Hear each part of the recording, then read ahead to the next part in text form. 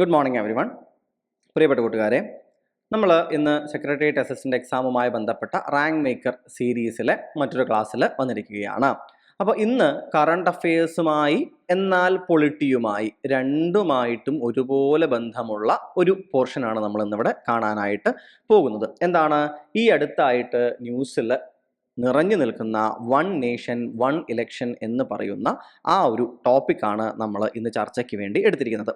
അപ്പോൾ എന്താണ് one nation one election എന്ന് പറയുന്ന കൺസെപ്റ്റ് എന്നെന്ത് ചെയ്യാം, നമുക്ക് ഒരു 10-15 മിനിറ്റ് സമയത്തിനുള്ളിൽ മനസ്സിലാക്കാനായിട്ട് ശ്രമിക്കാം. നോക്കൂ, ആദ്യമായിട്ട് എന്തുകൊണ്ടാണ് ഈ ഒരു വാർത്ത ന്യൂസുകളിൽ നിറയുന്നത്? ആദ്യം ഈ വാർത്ത വീണ്ടും വന്നത് union cabinet has accepted the recommendations of the high level committee.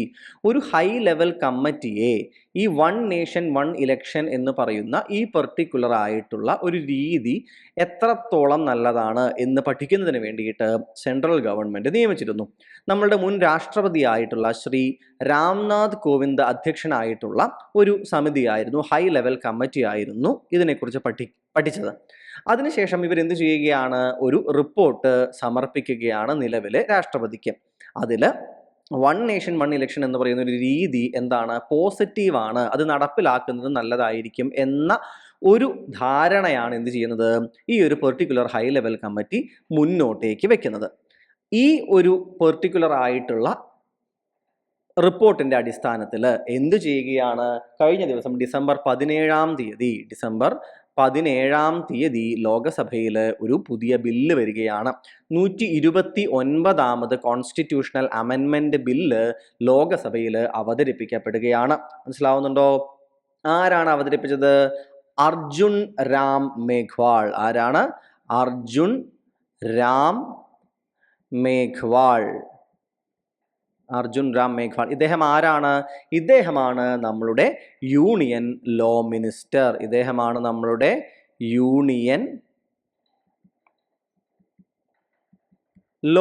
അപ്പോൾ അർജുൻ രാം മേഘ്വാൾ ഈ നിൽക്കുന്നില്ലേ, ഈ തലയിൽ കെട്ടുകെട്ടിയ അദ്ദേഹത്തിനെ കണ്ടോ? ഇദ്ദേഹമാണ് അർജുൻ രാം മേഘ്വാൾ. ഇദ്ദേഹമാണ് എന്ത് ചെയ്യുന്നത്, നമ്മളുടെ യൂണിയൻ ലോ മിനിസ്റ്റർ ആണ്. ഇദ്ദേഹമാണ് 129ാമത് കോൺസ്റ്റിറ്റ്യൂഷണൽ അമെൻമെന്റ് ബില്ലായിട്ട് ഈ വൺ നേഷൻ വൺ ഇലക്ഷൻ എന്ന് പറയുന്ന ഒരു മാറ്റം ഇന്ത്യയുടെ ജനാധിപത്യ സമ്പ്രദായത്തിൽ കൊണ്ടുവരുന്നതിന് വേണ്ടിയിട്ടുള്ള ബില്ല് അവതരിപ്പിക്കുന്നത്. അത്രയും കാര്യങ്ങൾ മനസ്സിലാക്കിയല്ലോ, കൃത്യമായിട്ട് അപ്പോൾ ഓർത്തിരിക്കുക. ഇനി എന്താണ് ഈ വൺ നേഷൻ വൺ ഇലക്ഷൻ എന്ന് ചോദിച്ചു കഴിഞ്ഞാൽ ഒരൊറ്റ വാക്കിൽ ഉത്തരം ഇതാണ്: സൈമൾട്ടേനിയസ് ഇലക്ഷൻസ്. എന്താണ് സൈമൾട്ടേനിയസ്? അതായത് ഒരേ സമയത്ത് ഇലക്ഷൻസ് നടത്തുക എന്നതാണ് വൺ നേഷൻ വൺ ഇലക്ഷൻ എന്നതുകൊണ്ട് ഉദ്ദേശിക്കുന്നത്. അപ്പോൾ സ്വാഭാവികമായിട്ടും സംശയം, ഏതെല്ലാം ഇലക്ഷനുകൾ അല്ലെ, ഏതെല്ലാം ഇലക്ഷനുകളാണ് നടത്തേണ്ടത്? നോക്കൂ, വാട്ട് ഈസ് സൈമൾട്ടേനിയസ് ഇലക്ഷൻ? ഈ ഒരു കമ്മിറ്റിയുടെ നിർദ്ദേശപ്രകാരം ഹൗസ് ഓഫ് പീപ്പിൾ, ഏതാണ് house of the people? Lok Sabha അല്ലെ. All the state legislative assemblies and local bodies, ഇവർക്കെല്ലാവർക്കും, അതായത് മുനിസിപ്പാലിറ്റികളും പഞ്ചായത്തുകളും, ഇവയുടെ എല്ലാ ഇടങ്ങളും. അപ്പം 3 സെക്ഷനുകൾ കണ്ടില്ലേ? സെൻട്രൽ തലത്തിൽ ലോകസഭയിൽ, അതിനുശേഷം അതിന് താഴെ വരുന്ന എല്ലാ സ്റ്റേറ്റ് ലെജിസ്ലേച്ചറുകളിലേക്കും, അതുപോലെ തന്നെ ഈ സ്റ്റേറ്റുകളിൽ ഓരോ സ്റ്റേറ്റുകളിലും വരുന്ന ലോക്കൽ ബോഡികളിലേക്ക്, ഓരോ സ്റ്റേറ്റിനും ലോക്കൽ ബോഡികൾ ഉണ്ടാവില്ലേ, ആ ഓരോരോ ലോക്കൽ ബോഡികളിലേക്കും ഒരേ സമയം സൈമൾട്ടേനിയസ് ആയിട്ട് ഇലക്ഷൻസ് നടത്തുക എന്നതാണ് സൈമൾട്ടേനിയസ് ഇലക്ഷൻ അഥവാ വൺ നേഷൻ വൺ ഇലക്ഷൻ എന്നതുകൊണ്ട് ഉദ്ദേശിക്കുന്നത്. കൃത്യമായി മനസ്സിലായോ? അപ്പോൾ നിങ്ങൾക്ക് ചോദ്യം വരുന്ന സമയത്ത് നിങ്ങൾ തെറ്റിക്കരുത്. ചിലപ്പോൾ ഓപ്ഷൻ എന്താണ് വൺ നേഷൻ വൺ ഇലക്ഷൻ എന്ന് ചോദിച്ചിട്ട് രാജ്യസഭയിലേക്കും ലോകസഭയിലേക്കും ഒരേ സമയം ഇലക്ഷൻ നടത്തുന്നു, അല്ലെങ്കിൽ രാജ്യസഭയിലേക്കും സ്റ്റേറ്റ് ലെജിസ്ലേച്ചറിലേക്കും മാത്രം നടത്തുന്നു, അല്ലെങ്കിൽ സ്റ്റേറ്റ് ലെജിസ്ലേച്ചറിലേക്കും ലോക്കൽ ബോഡികളിലേക്കും മാത്രം നടത്തുന്നു. മനസ്സിലാവുന്നുണ്ടോ? ഈ രീതിയിലൊക്കെ ചോദിക്കാം. അങ്ങനെയല്ല എന്ന് മനസ്സിലാക്കുക. 3 തലങ്ങളിലും, ലോകസഭയിലുണ്ട്, സ്റ്റേറ്റ് ലെജിസ്ലേച്ചറുകളിലേക്കുണ്ട്, ലോക്കൽ ബോഡികളിലേക്കും ഇലക്ഷൻ ഉണ്ട്. ഈ 3 ഇടങ്ങളിലേക്കും ഒന്നിച്ച് ചേർന്ന് ഇലക്ഷൻ നടത്തുന്നതിനെയാണ് എന്തെന്ന് പറയുന്നത്? വൺ നേഷൻ വൺ ഇലക്ഷൻ എന്ന രീതിയിൽ പറയുന്നത്. അപ്പോൾ ഒരു കാര്യം തീർച്ചയായും നിങ്ങൾ എന്ത് ചെയ്യേണ്ടതുണ്ട്, ഓർത്തിരിക്കേണ്ടതുണ്ട്. എന്താണ്? ഇത് this does not mean that the election should happen on a single day. അങ്ങനെയല്ല. സ്റ്റേറ്റ്മെന്റുകൾ ഉണ്ട് അല്ലെ. ഇപ്പൊ PSCയുടെ ക്വസ്റ്റ്യനുകളിൽ സ്റ്റേറ്റ്മെന്റ് തരും അല്ലെ. 1 നേഷൻ 1 ഇലക്ഷൻ, ഒരൊറ്റ ദിവസം എല്ലായിടത്തേക്കും ഇലക്ഷൻ നടത്തുക എന്നതാണ് ഇതുകൊണ്ട് ഉദ്ദേശിക്കുന്നത്. ഒരു സ്റ്റേറ്റ്മെന്റ് ആയി തരും. അത് തെറ്റായ സ്റ്റേറ്റ്മെന്റ് ആണ്, നമ്മൾ മനസ്സിലാക്കണം. കാരണം എന്താണ്? സിംഗിൾ ഡേയിലല്ല. ഇപ്പോൾ നടക്കുന്നത് പോലെ പല ഫേസുകളിലായിട്ട് ഇലക്ഷൻ നടത്താം. പക്ഷേ ആ ഒരൊറ്റ എന്താ പറയുക, ഒരു ഗോയിൽ, ഇൻ വൺ ഗോ മൊത്തത്തിൽ ഈ പറഞ്ഞ എല്ലാ ഇലക്ഷനുകളും നടന്നിരിക്കണം. അതുപോലെ തന്നെ മറ്റൊരു ഭാഗം കൂടി എന്ത് ചെയ്യുന്നുണ്ട്, കമ്മിറ്റി പറയുന്നുണ്ട്. ലോകസഭയിലേക്കും സ്റ്റേറ്റ് ലെജിസ്ലേച്ചേഴ്സിലേക്കും, എല്ലാ സ്റ്റേറ്റ് ലെജിസ്ലേച്ചേഴ്സിലേക്കുമുള്ള ഇലക്ഷൻ എല്ലാം എന്ത് ചെയ്യുക, ഒന്നിച്ച് നടത്തുക. എന്നിട്ട് local body elections within 100 days എന്ത് ചെയ്യുക, കംപ്ലീറ്റ് ചെയ്യുക എന്നാണ് കമ്മിറ്റി നിർദ്ദേശിക്കുന്നത്. അതായത് ലോക്കൽ ബോഡി തലത്തിലേക്ക് കൂടി ഇലക്ഷൻ നടത്തണമെന്നുണ്ടെങ്കിൽ സ്റ്റേറ്റ് ഇലക്ഷൻ കമ്മീഷൻ കറക്റ്റായിട്ട് അവിടെ വേണം.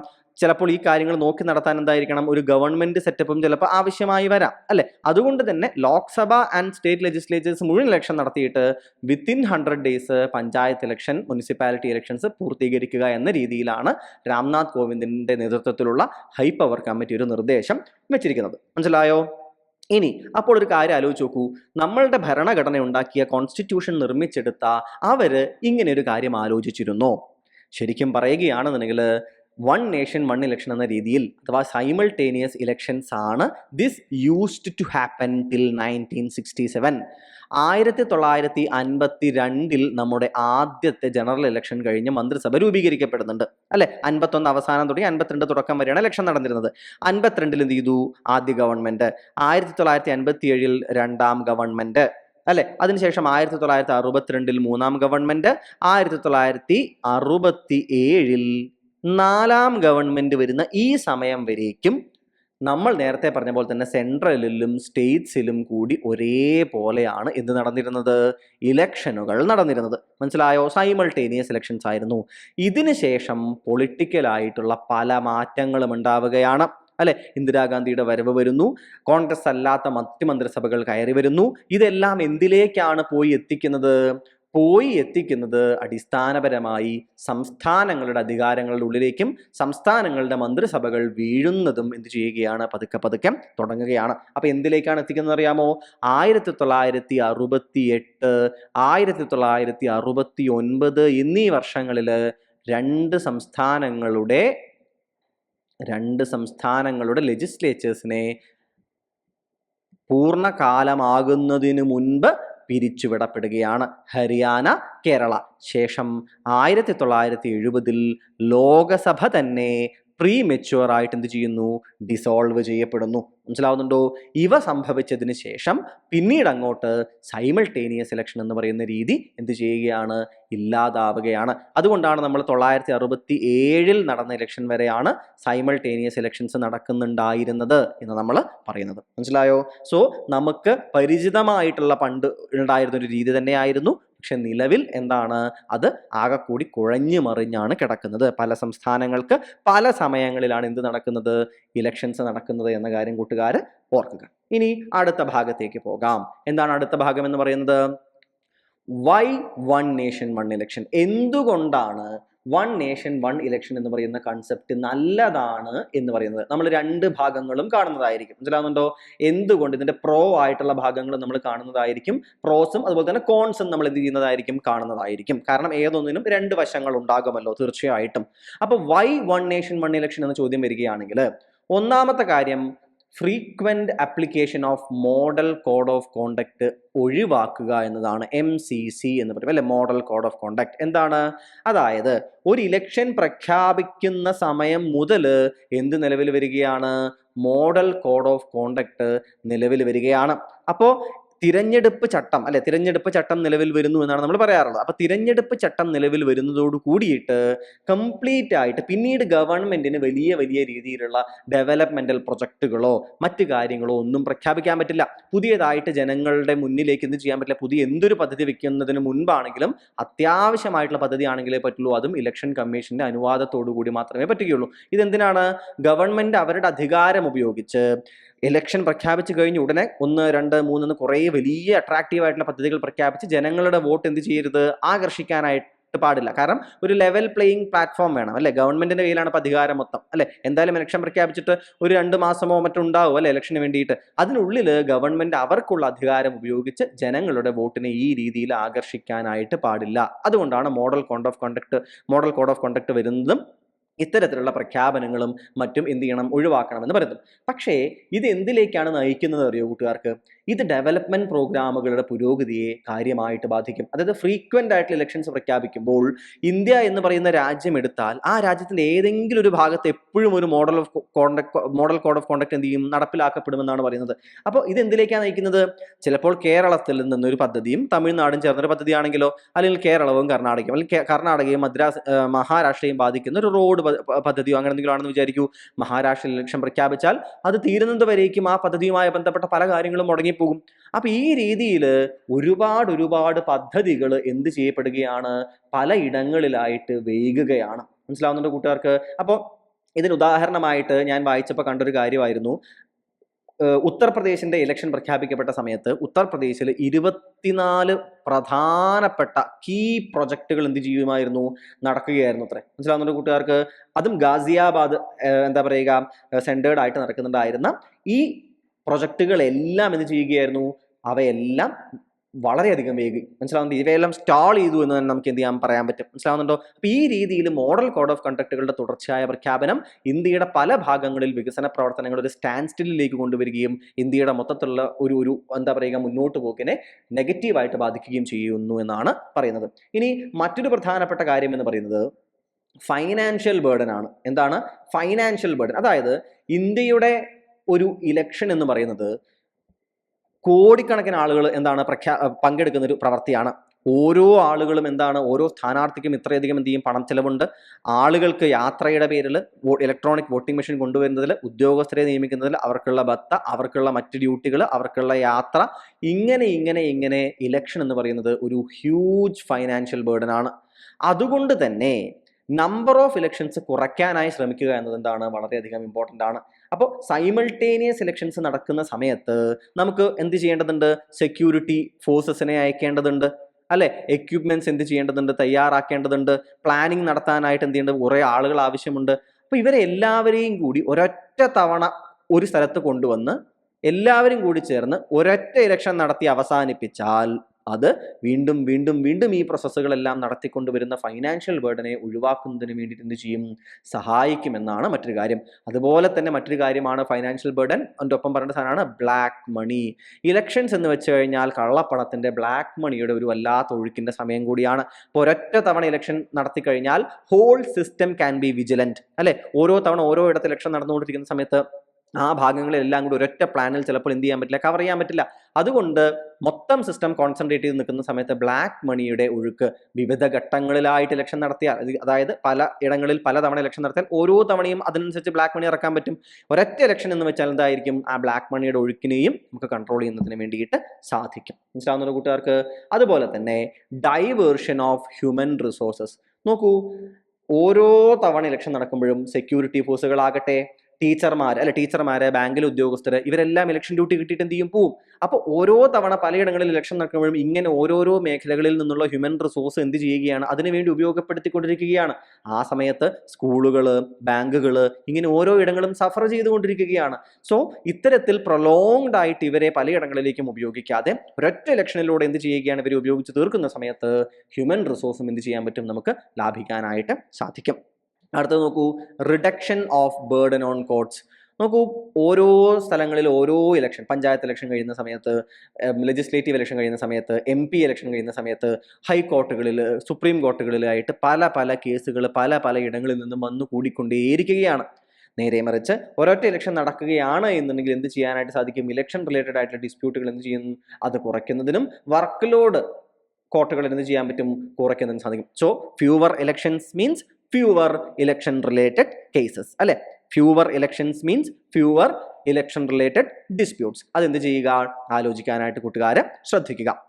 അടുത്ത ഭാഗം നോക്കൂ, എന്താണെന്നുള്ളത്, റെഡ്യൂസിങ് ഐഡന്റിറ്റി പൊളിറ്റിക്സ്. നോക്കൂ, ഇടയ്ക്കിടയ്ക്ക് ഓരോ ഇടങ്ങളിലായിട്ട് ഇങ്ങനെ ഇലക്ഷൻ നടന്നുകൊണ്ടിരിക്കുന്ന സമയത്ത് കാസ്റ്റ് ബേസിസിൽ, ക്ലാസ് ബേസിസിൽ, റിലീജിയസ് ബേസിസിൽ ഇങ്ങനെ സോഷ്യൽ കൊഹിഷനെ ബാധിക്കുന്ന നിരവധി കാര്യങ്ങൾ എടുത്തിടും. അതായത് മൊത്തത്തിൽ രാജ്യത്തൊന്നാകെ ഒരു ഇലക്ഷൻ നടക്കുന്ന സമയത്ത് ചിലപ്പോൾ ഡെവലപ്മെന്റിന്റെ ഇഷ്യൂ തന്നെ പറയേണ്ടതായിട്ട് വരും. നോക്കൂ, ഒരാൾ വിചാരിച്ചാൽ എന്ത് ചെയ്യാൻ പറ്റും? എന്ത് വിഷയവും കത്തിക്കാൻ പറ്റും. സ്റ്റിൽ രാജ്യത്തിന് ഒന്നാകെ ബാധിക്കുന്ന കാര്യം ചിലപ്പോൾ ഒരൊറ്റ ഇലക്ഷൻ നടക്കുന്ന സമയത്ത്, ഇപ്പൊ മഹാരാഷ്ട്രയിൽ ഇലക്ഷൻ നടക്കുന്നു വിചാരിക്കും, ഉത്തർപ്രദേശിൽ ഇലക്ഷൻ നടക്കുന്നു എന്ന് വിചാരിക്കും, കേരളത്തിൽ ഇലക്ഷൻ നടക്കുന്നു വിചാരിക്കും. ഈ മൂന്നിടങ്ങളിലും 3 കാര്യങ്ങളായിരിക്കും എന്ത് ചെയ്യുക, ഇലക്ഷനിൽ അവർക്ക് സംസാരിക്കേണ്ടി വരിക. അപ്പോൾ കഴിഞ്ഞ തവണത്തെ ഇലക്ഷനിൽ തന്നെ ആരോപണം വന്നതായിരുന്നു, സൗത്തിൽ ആദ്യം ഇലക്ഷൻ അവസാനിപ്പിച്ചു. സൗത്തിൽ വളരെ കൃത്യമായിട്ട് എന്തായിരുന്നു, പാർട്ടികളെല്ലാം സെക്യുലർ തലത്തിലുള്ള വികസന തലത്തിലുള്ള സംസാരങ്ങളാണ് കൊണ്ടുപോയത് എന്നുണ്ടെങ്കിൽ സൗത്തിൽ ഇലക്ഷൻ കഴിഞ്ഞ് നോർത്തിൽ ഇലക്ഷൻ തുടങ്ങിയ ഉടനെ കംപ്ലീറ്റ് കാര്യങ്ങൾ റിലീജിയസ് ആയിട്ടുള്ള കാര്യങ്ങളിലേക്ക്, പോളറൈസേഷൻ റിലേറ്റഡ് ആയിട്ടുള്ള വർത്തമാനങ്ങളിലേക്ക് എന്ത് ചെയ്തു, പ്രസംഗങ്ങൾ മാറി എന്നെല്ലാം പറഞ്ഞിട്ടുള്ള ആരോപണം കഴിഞ്ഞ തവണത്തെ ജനറൽ ഇലക്ഷൻ കഴിഞ്ഞപ്പോൾ ഉണ്ടായിരുന്നു. അപ്പോൾ ഒരൊറ്റ ഇലക്ഷൻ ആണെങ്കിലോ അങ്ങനെ ചെയ്യാൻ സാധിക്കില്ല അല്ലെ. ഇവിടെ വന്നൊരു പ്രസംഗം നടത്തി അതേ സമയത്ത് നടക്കുന്ന ഇലക്ഷനിൽ അവിടെ പോയി മറ്റൊരു പ്രസംഗം പ്രസംഗിച്ചാൽ ആളുകൾ ചോദിക്കും താൻ എന്തായി പറയുന്നതെന്ന് ചോദിക്കും അല്ലെ. അതുകൊണ്ട് തന്നെ identity politics, caste politics, class divisions, അതുപോലെ തന്നെ എന്താ പറയുന്നത്, സോഷ്യൽ കൊഹീഷനെ ബാധിക്കുന്ന രീതിയിലുള്ള പ്രശ്നങ്ങൾ, ഇതെല്ലാം അവർക്ക് അടക്കി വെച്ച് പ്രസംഗിക്കേണ്ടതായിട്ട് വരും. രാജ്യത്തിൻ്റെ മൊത്തത്തിലുള്ള ഒരു അപ്പീലിംഗ് ആയിട്ടുള്ള വികസന പ്രവർത്തനങ്ങളിലേക്ക് അവരുടെ സംസാരം സ്വാഭാവികമായിട്ട് മാറേണ്ടി വരുമെന്നാണ് കരുതുന്നത്. ഇനി അടുത്തൊരു പ്രധാനപ്പെട്ട കാര്യം നമ്മൾ നോക്കുകയാണെങ്കിൽ നമുക്ക് മനസ്സിലാക്കാൻ സാധിക്കും, MP election, MLA election, panchayat election അല്ലെ, ലോക്കൽ ബോഡി ഇലക്ഷൻ, ഇവയിൽ ഓരോന്നും പല പല തവണയായി നടന്നുകൊണ്ടേയിരിക്കുമ്പോൾ പലരും വിചാരിക്കുക ഞാൻ കഴിഞ്ഞ തവണ വോട്ട് ചെയ്തല്ലോ, ഒരു കൊല്ലം കഴിഞ്ഞിട്ടേ ഉള്ളൂ, ഇപ്പം ഞാൻ എഗെയിൻ വോട്ട് ചെയ്യുന്നില്ല, അത് കഴിഞ്ഞിട്ട് അടുത്ത ഇലക്ഷൻ അതിൽ ഞാൻ വോട്ട് ചെയ്യുന്നില്ല. അങ്ങനെ എന്ത് ചെയ്യും, പലർക്കും ഇടയ്ക്കിടയ്ക്ക് ഇലക്ഷൻ വരുമ്പോൾ പോയി വോട്ട് ചെയ്യാൻ താല്പര്യമുണ്ടാവില്ല. നേരെ മറിച്ച് നിങ്ങളൊന്ന് ആലോചിച്ച് നോക്കൂ, 5 കൊല്ലത്തിൽ ഒരിക്കലേ എനിക്ക് വോട്ട് ചെയ്യാൻ പറ്റുള്ളൂ. ആ വോട്ട് എന്ന് വെച്ചാൽ അത് MP തിരഞ്ഞെടുക്കാനാണ്, MLA തിരഞ്ഞെടുക്കാനാണ്, പഞ്ചായത്തിലേക്കുള്ള ഇലക്ഷൻ എല്ലാമാണ്. ഒരു തവണ എനിക്ക് വോട്ട് ചെയ്യാം എന്നൊരവസരം വരുമ്പോൾ വോട്ടിംഗ് പാർട്ടിസിപ്പേഷൻ സ്വാഭാവികമായിട്ടും വർദ്ധിക്കും. മനസ്സിലാവുന്നുണ്ടോ? സോ അവർക്ക് എന്ത് ചെയ്യും, അവർക്ക് മനസ്സിലാകും ഞാനിപ്പോൾ വോട്ട് ചെയ്തില്ലെങ്കിൽ ഇനി 5 കൊല്ലം കഴിഞ്ഞിട്ട് എനിക്ക് വോട്ട് ചെയ്യാൻ പറ്റുള്ളൂ. അതും എന്താണ്, ഒരൊറ്റ വോട്ട് എല്ലാവർക്കും ഉള്ള ഒരു വോട്ടായിട്ട് എനിക്ക് ചെയ്യാൻ പറ്റുള്ളൂ അല്ലെ. ഒരൊറ്റ വോട്ട് ഞാൻ ഉദ്ദേശിക്കുന്നത് ഓരോന്നിനും ഓരോ വോട്ട് ചെയ്യാനുള്ള സൗകര്യങ്ങളൊക്കെ ഉണ്ടാകും. ഞാൻ ഉദ്ദേശിക്കുന്നത് ആ ഒരു തവണ ആ ദിവസത്തെ ഒരു വോട്ട് വന്നില്ല എന്നുണ്ടെങ്കിൽ എന്താണ്, മൊത്തം എല്ലാവിടെയുള്ള ആളുകളെ തിരഞ്ഞെടുക്കാൻ പറ്റാത്ത അവസ്ഥയിലേക്ക് ഇവർ പോവുകയാണ്. മനസ്സിലാവുന്നുണ്ടോ? ഇനി അതുപോലെ തന്നെ ഹ്യൂമൻ റിസോഴ്സ് പറയില്ലേ, നമുക്ക് എന്ത് ചെയ്ത് മതി, ഒരൊറ്റ ഹോളിഡേ മതി അല്ലെ. ഒരൊറ്റതെന്ന് ഞാൻ ഉദ്ദേശിച്ചത് ഓരോ ഇടത്തും എപ്പോഴും ഫേസസ് ആയിട്ടാണെങ്കിലും എന്താണ്, ആ ഹോളിഡേയിൽ എന്ത് നടക്കും, അതാതിടങ്ങളിൽ ഹോളിഡേ കൊടുക്കാം. അതായത് ഒരു 3 വീക്സോ 4 വീക്സോ കടന്നു പോകുന്ന രീതിയിൽ മൊത്തത്തിൽ ഇലക്ഷൻ നടത്തി കഴിഞ്ഞാൽ അതിനിടയിൽ ഓരോ ഇടങ്ങളിലേക്കും ഹോളിഡേ അങ്ങ് കൊടുത്താൽ മതി അല്ലെ. അല്ലാണ്ട് എന്ത് ചെയ്യേണ്ട ആവശ്യമില്ല, ഓരോ സ്ഥലത്ത് നടക്കുന്ന കൊല്ലത്തിൽ ഓരോ പല പല ദിവസങ്ങളിൽ പല പല സംസ്ഥാനങ്ങളിൽ പല പല ഇടങ്ങളിൽ പല പല ഹോളിഡേകളായിട്ട് പോകേണ്ട ആവശ്യവും വരുന്നില്ല. മനസ്സിലായ കൂട്ടുകാർക്ക്? അപ്പൊ ഈ രീതിയിലൊക്കെയാണ്, ഈ കാര്യങ്ങൾ കൊണ്ടാണ് വൺ നേഷൻ വൺ ഇലക്ഷൻ എന്ന് പറയുന്നത് ഇത്രയധികം പ്രാധാന്യം അർഹിക്കുന്നതായിട്ട് പറയപ്പെടുന്നത്. ഇനി ഈ കമ്മിറ്റികളൊന്നും നിങ്ങൾ ഓർത്ത് വെക്കാനായിട്ട് ശ്രദ്ധിക്കുക. ആരെല്ലാമാണ് വൺ നേഷൻ വൺ ഇലക്ഷൻ മുന്നോട്ട് വെച്ചത് എന്ന് ചോദിക്കുകയാണെങ്കിൽ, ആദ്യമായിട്ട് ഈ രീതി നമ്മുടെ അവിടെ വരുന്നത് ബ്രിട്ടീഷുകാരുടെ കാലഘട്ടം, ഗവൺമെന്റ് ഓഫ് ഇന്ത്യ ആക്ട് 1935 ഇല്ലേ, അഡ്മിനിസ്ട്രേറ്റീവ് കാര്യങ്ങൾ ഉൾപ്പെടെ നമ്മളുടെ ജനറൽ ഇലക്ഷൻ 937 നടക്കുന്നതിലേക്ക് നയിച്ച ഈ ഒരു ആക്ട് ഉണ്ടല്ലോ, ഈ കാലഘട്ടം മുതൽ തന്നെ എല്ലാ ഇടങ്ങളിലേക്കുമുള്ള ഇലക്ഷൻ ഒരുമിച്ച് നടത്തുക എന്നൊരു രീതി ഈ ആക്ട് തന്നെ മുന്നോട്ടേക്ക് ഏതാണ്ട് വെച്ചിരുന്നു. മനസ്സിലായി? ഏതാണ്ടാ ഞാൻ പറയുന്നത്, ഏതാണ്ട് വെച്ചിരുന്നു. പിന്നീട് നമ്മൾ പറഞ്ഞു അല്ലെ, 67 വരെ ഒരുപോലെ നടന്നു. പിന്നീട് അവയെല്ലാം പല രീതിയിലേക്ക് ആയിപ്പോയി. പിന്നെ 170th report of law commission of India 1999 ഇതേപോലെ ഒന്നിച്ച് ഇലക്ഷൻ നടത്താനുള്ള ഒരു നിർദ്ദേശം മുന്നോട്ടേക്ക് വെക്കുകയുണ്ടായി. അതിനുശേഷം national commission to review the working of the കോൺസ്റ്റിറ്റ്യൂഷന്റെ വർക്കിംഗ്, നമ്മൾ ഉദ്ദേശിച്ച പോലെ തന്നെ ഭരണഘടന മുന്നോട്ടേക്ക് പോകുന്നുണ്ടോ, അവയുടെ പ്രവർത്തനങ്ങൾ കൃത്യമായി മുന്നോട്ടേക്കാണോ എന്നെല്ലാം പരിശോധിക്കാനായിട്ട് വന്ന national commission to review the working of constitution 2002 ഇതേ നിർദ്ദേശം മുന്നോട്ട് വെക്കുകയുണ്ടായി. പിന്നീട് 2015 parliamentary standing committee report one nation one ഇലക്ഷനെ മുന്നോട്ട് വെക്കുന്ന രീതിയിലേക്ക് വരികയുണ്ടായി. 2017 വർക്കിംഗ് പേപ്പർ, നീതി ആയോഗിന്റെ ഒരു വർക്കിംഗ് പേപ്പർ, ഒരു റോഡ് മാപ്പ് എന്ത് ചെയ്യുകയാണ്, വൺ നേഷൻ വൺ ഇലക്ഷന് വേണ്ടിയിട്ട് മുന്നോട്ടേക്ക് വെച്ച് കൊടുക്കുന്നത് നമുക്ക് കാണാനായിട്ട് സാധിക്കുന്നുണ്ട്. മനസ്സിലാവുന്നുണ്ടോ നിങ്ങൾക്ക്? അപ്പൊ ഈ രീതിയിലാണ് എന്ത് ചെയ്യുന്നത്, ഈ 4 ഇടങ്ങളിലായിട്ട് കമ്മിറ്റീസ് ഈ ഒരു നിർദ്ദേശം മുന്നോട്ട് വെക്കുന്നു. ഇത് നോക്കിയാൽ നമുക്ക് മനസ്സിലാക്കാൻ സാധിക്കും, എല്ലാ റിപ്പോർട്ടുകളും NDA ഗവൺമെന്റിന്റെ കാലഘട്ടത്തിലാണ് വരുന്നത് അല്ലെ. 99 ആകട്ടെ, എൻ്റെ ഊഹമാണ്, ഞാൻ ഈ വായിച്ചുകൊണ്ടിരിക്കുമ്പോഴാണ് ഞാനും അത് ശ്രദ്ധിച്ചത്. ഈ 99ന്റെ ഏത് സമയത്താണെന്ന് എനിക്ക് കൃത്യമായിട്ട് ഇപ്പോൾ ഓർമ്മ വരുന്നില്ല. അതുകൊണ്ട് 99ന്റെ തുടക്കത്തിലാണോ പിന്നീടാണോ, കാരണം 98, 99 സമയത്ത് NDA ഗവൺമെന്റ് തന്നെയാണ്. അപ്പോൾ ഇതെല്ലാം എന്ത് ചെയ്യുകയാണ്? ഈ കമ്മിറ്റികളെല്ലാം, ഈ റിപ്പോർട്ടുകളെല്ലാം, ഈ പഠനങ്ങളെല്ലാം വൺ നേഷൻ വൺ ഇലക്ഷൻ എന്ന് പറയുന്ന ഒരു രീതി മുന്നോട്ടേക്ക് വെക്കുന്നുണ്ട് എന്ന കാര്യം എന്ത് ചെയ്യുക? കൂട്ടുകാർ മനസ്സിലാക്കാനായിട്ട് ശ്രദ്ധിക്കുക. ഓക്കെ അല്ലേ? സംശയങ്ങളില്ലല്ലോ? കൃത്യമാണ് എന്ന് വിചാരിക്കുന്നു. ഇനി അടുത്ത പ്രധാനപ്പെട്ട ഭാഗം, എന്തൊക്കെയാണ് രാംനാഥ് കോവിന്ദ് കമ്മിറ്റിയുടെ പ്രധാനമായിട്ടുള്ള കീ നിർദ്ദേശങ്ങൾ എന്തെല്ലാമാണ് എന്നത് നമുക്ക് എന്ത് ചെയ്യേണ്ടതുണ്ട്? ഒന്ന് ആലോചിക്കേണ്ടതുണ്ട്. ആദ്യത്തെ ഭാഗം നമ്മൾ പറഞ്ഞല്ലോ, എന്തൊക്കെയാണ്? Lok Sabha, state legislative assemblies, local ബോഡികൾ, ഇവരെല്ലാവിടേക്കും ഒരേ സമയം ഇലക്ഷൻ നടത്തണം എന്നുള്ള കാര്യം നമ്മൾ വളരെ വ്യക്തമായിട്ട് എന്ത് ചെയ്യുകയുണ്ടായി? കാണുകയുണ്ടായി. ഇനി അടുത്ത ഭാഗം എന്താണ്? 2 ഫേസുകളിലായിട്ട് ഇലക്ഷൻ നടത്താമെന്നാണ് പറയുന്നത്. 2 ഫേസുകളിലായിട്ട് ഇലക്ഷൻ നടത്താമെന്നാണ് പറയുന്നത്. ഏതൊക്കെയാണ് ഈ ഫേസുകൾ? ഒന്നാമത്തെ ഫേസ് എന്ന് പറയുന്നത്, ഫസ്റ്റ് ഫേസ് എന്ന് പറയുന്നത് ലോക്സഭ ഇലക്ഷനും സ്റ്റേറ്റ് ലെജിസ്ലേറ്റീവ് അസംബ്ലി ഇലക്ഷനും ഒരുമിച്ച് നടത്താം. മനസ്സിലാവുന്ന കൂട്ടുകാർക്ക്? എം പിമാരെയും അതുപോലെ തന്നെ MLA-മാരെയും തിരഞ്ഞെടുക്കുന്നതിനുള്ള ഇലക്ഷൻ എന്ത് ചെയ്യാം? ഒരുമിച്ച് നടത്തും. ഇനി അതിനുശേഷം ഈ ഇലക്ഷൻ നടത്തിയതിന് ശേഷം 100 ദിവസം 100 ഡേയ്സ് എന്ത് ചെയ്യും? അവൈലബിൾ ആയിരിക്കും. 100 ഡേയ്സ് അവൈലബിൾ ആയിരിക്കും. ഈ 100 ഡേയ്സിൻ്റെ ഉള്ളിൽ ലോക്കൽ ബോഡി ഇലക്ഷനും അവസാനിപ്പിക്കുക. ഇങ്ങനെ 2 ഫേസുകളിലായിട്ട് ഇലക്ഷൻ നടത്തുക എന്നാണ് എന്ത് ചെയ്യുന്നത്? ഈ ഒരു ഈ ഒരു കമ്മിറ്റി മുന്നോട്ടേക്ക് വെക്കുന്ന നിർദ്ദേശത്തിൽ പറയുന്നത്. കൃത്യമാണല്ലോ? സംശയങ്ങളില്ല എന്ന് വിചാരിക്കുന്നു. ഇനി some changes in some articles are required. Constitutional അമെൻമെന്റ് ആവശ്യമാണ്. അതായത് ഇതിൽ 2-3 കാര്യങ്ങൾ നിങ്ങൾ ശ്രദ്ധിക്കേണ്ടതായിട്ടുണ്ട്. ഒന്നാമതായിട്ട് ഒരു 82A എന്ന് പറയുന്ന ആർട്ടിക്കിൾ മുന്നോട്ട് വെക്കണമെന്ന് പറയുന്നു. എന്താണ് 82? ആർട്ടിക്കിൾ 82 എന്താ? 82 പറയുന്നത് ഓരോരോ സെൻസസ് കഴിഞ്ഞാലും നമ്മളുടെ പാർലമെന്റിലും സ്റ്റേറ്റ് ലെജിസ്ലേച്ചറിലും എന്ത് ചെയ്യേണ്ടതായിട്ടുണ്ട്? കൃത്യമായിട്ട് അവരുടെ സീറ്റുകളുടെ റീഅറേഞ്ച്മെന്റ് നടത്തേണ്ടതുണ്ട്. എന്ത് ചെയ്യേണ്ടതുണ്ട്? റീഅറേഞ്ച്മെന്റ് നടത്തേണ്ടതുണ്ട് അല്ലെ? ഇതാണ് 82 പറയുന്നത്. 82A എന്ന് പറയുന്ന ഒരു ക്ലോസ് എന്ത് ചെയ്യുകയാണ്? 82A എന്ന് പറയുന്ന ഒരു ആർട്ടിക്കിൾ എന്ത് ചെയ്യുക? ഉൾപ്പെടുത്തുക. എന്നിട്ട് എന്ത് ചെയ്യുക? കൃത്യമായിട്ട് പറയുകയാണ്. എന്ത് പറയുകയാണ്? ഫസ്റ്റ് സിറ്റിംഗ്, ലോകസഭയുടെ സിറ്റിംഗ് എപ്പോൾ നടത്തുമെന്ന് പറയുകയാണ്. ഈ ലോകസഭയുടെ ഫസ്റ്റ് സിറ്റിംഗുമായി ചേർത്ത് 82A ക്ലോസ് 1 സബ് ക്ലോസ് 2 എന്നിങ്ങനെ 2 എണ്ണമാണ് ആഡ് ചെയ്യാൻ പറയുന്നത്. 1 എന്താണ്? ലോകസഭയുടെ ഹൗസ് ഓഫ് ദ പീപ്പിൾ അല്ലെ? ലോക്സഭ ഉണ്ടല്ലോ, ജനറൽ ഇലക്ഷൻ കഴിഞ്ഞിട്ട് പ്രസിഡന്റ് എന്ത് ചെയ്യും? ഒരു നോട്ടിഫിക്കേഷൻ പറയും. എന്താണ്? 82A it is coming to effect എന്ന് പറഞ്ഞിട്ട് ഒരു നോട്ടിഫിക്കേഷൻ ഇറക്കും. ഈ ഡേറ്റ് ഉണ്ടല്ലോ, the date of this notification എന്ന് പറയുന്നത് ആയിരിക്കും ലോകസഭ അപ്പോയിന്റ് ചെയ്യപ്പെടുന്ന ആ ഡേറ്റ്. മനസ്സിലാവുന്നുണ്ടോ? എന്നിട്ട് 82A1 ഇത് പറയുന്നു. 2 എന്ത് പറയും അറിയോ? 2 സ്റ്റേറ്റിന്റെ ലെജിസ്ലേറ്റീവ് അസംബ്ലീസ് ഇല്ലേ? സ്റ്റേറ്റ് ലെജിസ്ലേറ്റീവ്, സംസ്ഥാനങ്ങളുടെ നിയമനിർമ്മാണ സഭകളും തിരഞ്ഞെടുക്കപ്പെടുന്നുണ്ടല്ലോ, ഇതിനെ ഈ ഡേറ്റുമായിട്ട് കണക്ട് ചെയ്യും. മനസ്സിലാവുന്നുണ്ടോ കൂട്ടുകാർക്ക്? അതായത് എന്ത് പറയുകയാണ്? ലെജിസ്ലേറ്റീവ് അസംബ്ലികളെല്ലാം, all the legislative assemblies constituted through this general election, മനസ്സിലാവുന്നുണ്ടോ? അതെല്ലാം ഏത് ഡേറ്റിൽ തന്നെ അപ്പോയിന്റ് ചെയ്യപ്പെടുന്നു എന്ന് പറയും? ഇതേ ഡേറ്റിൽ ലോകസഭയുടെ അതേ ഡേറ്റിൽ അപ്പോയിന്റ് ചെയ്യപ്പെടുകയും അതെല്ലാം എന്ന് അവസാനിക്കും? ലോകസഭ അവസാനിക്കുന്ന ദിവസത്തിൽ ഈ സ്റ്റേറ്റ് ലെജിസ്ലേറ്റീവ് അസംബ്ലികളെല്ലാം അവസാനിക്കുകയും ചെയ്യുമെന്ന് പറയുന്ന ഒരു 82A എന്ന് പറയുന്ന ഒരു ആർട്ടിക്കിൾ, പുതിയ ആർട്ടിക്കിൾ ഉൾപ്പെടുത്താനായിട്ട് പറയുന്നു. അപ്പോൾ 82A എന്ത് ചെയ്തു? ആ രീതിയിലേക്ക് ഉൾപ്പെടുത്താനായിട്ട് പറയുന്നു. പിന്നെ മറ്റൊരു അമെൻമെന്റ് നടത്തേണ്ടതായിട്ടുണ്ട് അല്ലെ? മറ്റൊരു അമെൻമെന്റ് എന്ത് ചെയ്യേണ്ടതായിട്ടുണ്ട്? നടത്തേണ്ടതായിട്ടുണ്ട്. എന്താണ് ഈ മറ്റൊരു അമെൻമെന്റ് നടത്തേണ്ടതായിട്ടുള്ളത് അറിയാമോ കൂട്ടുകാർക്ക്? അത് വരുന്നത് 2 വേറെ ആർട്ടിക്കിളുകളിലാണ്. ഏത് ആർട്ടിക്കിളിലാണ്? ആർട്ടിക്കിൾ 83യും അതുപോലെ തന്നെ ആർട്ടിക്കിൾ 172. ഇത് രണ്ടും എന്താണെന്ന് കൂട്ടുകാർക്ക് ഓർമ്മയില്ലേ?